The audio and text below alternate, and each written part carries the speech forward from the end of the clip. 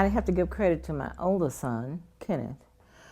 He became fascinated with Black history.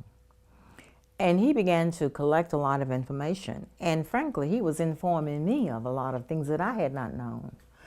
And I was fascinated by it, and I recognized that this was something that was happening to all of us. We were uninformed about our history, and it wasn't in the textbooks. So I started researching it, and I found a lot more about what I didn't know. And when I learned, I became so fascinated about it. You know, the old teacher in me came out. I wanted to share it.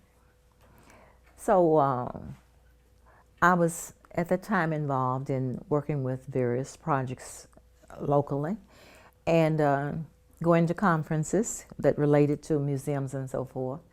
And the idea came to me, well, I recognized, of course, everybody recognized the role that Dr. Carver had played, but I recognized that Dr. Carver was one person who had made a tremendous contribution, but he was by no means the only one.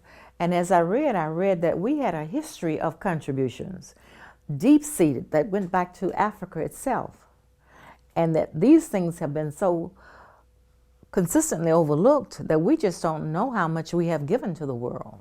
And that just fascinated me to the extent that I wanted to share that. So my idea for the museum initiative was to try to go back to areas that we never even think about as contributions from Blacks, because the distortion of Black history has been so thorough that we've been made to appear to have been basically savages that were rescued by other people. And the history is we were the savages who created civilization. Civilization is a Black invention. That's the story I wanted to tell. It's a story that doesn't get told. And it is the story of human civilization. And it was that intent. It was never just about Dr. Carver. Dr. Carver was symbolic of that. Dr. Carver was symbolic of the fact that you give to the world something it never dreamed it needed. And he did it. You have an economy right now that thrives. Right now, they're counting the pennies that will come in. I say pennies, the millions that will come in from the peanuts shortly. They're estimating the crops right now.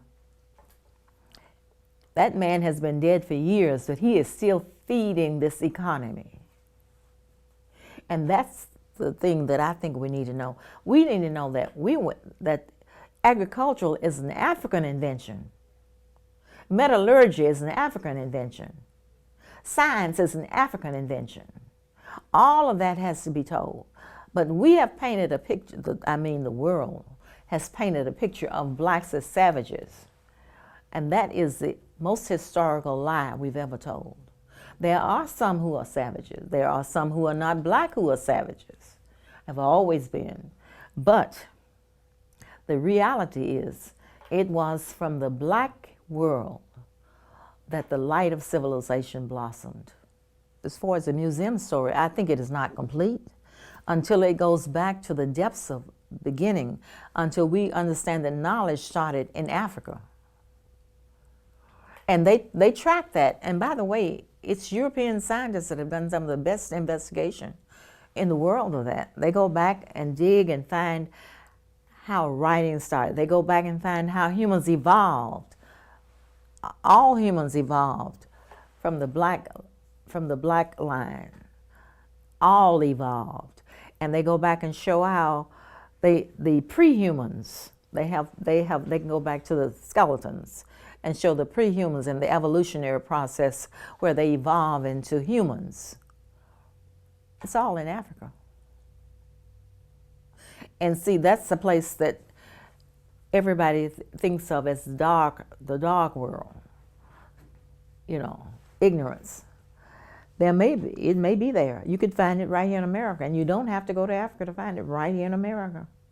And it won't necessarily be Black. You can find it anywhere. But you need to find the source of where knowledge evolved in a very significant way. And it's there in the history.